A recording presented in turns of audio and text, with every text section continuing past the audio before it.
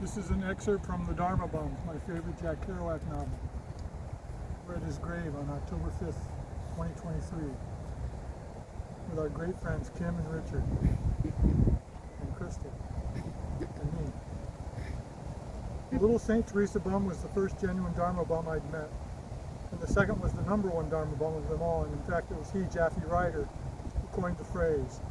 Jaffe Ryder was a kid from eastern Oregon, brought up in a log cabin deep in the woods with his father and mother and sister.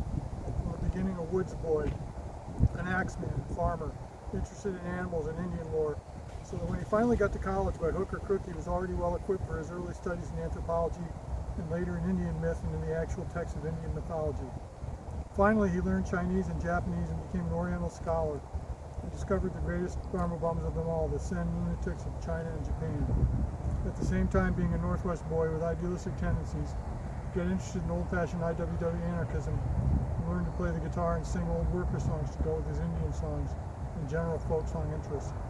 I first saw him walking down the street in San Francisco the following week, after hitchhiking the rest of the way from Santa Barbara in one long zipping ride given me, as though anybody will believe this, by a beautiful darling young blonde in a snow-white strapless bathing suit and barefooted with a gold bracelet on her ankle, driving a next year's cinnamon red Lincoln Mercury.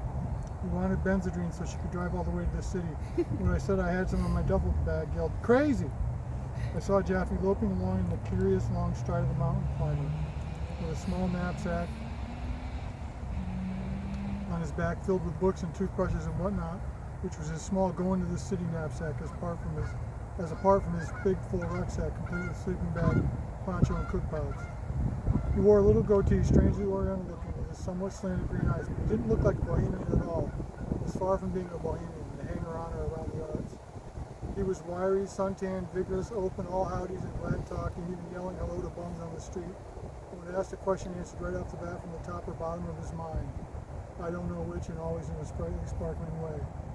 Where did you meet Ray Smith? They asked him when he walked into the place, his favorite bar, the Hepcather on the beach. Oh, I always meet my bodhisattvas in the street, he yelled, and ordered beers. Don't turn it off. Follow me. This is my city on the interest.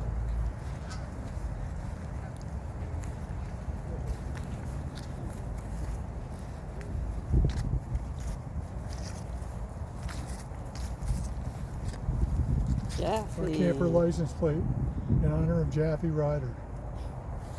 And there's our Jaffe in the window. Windshield.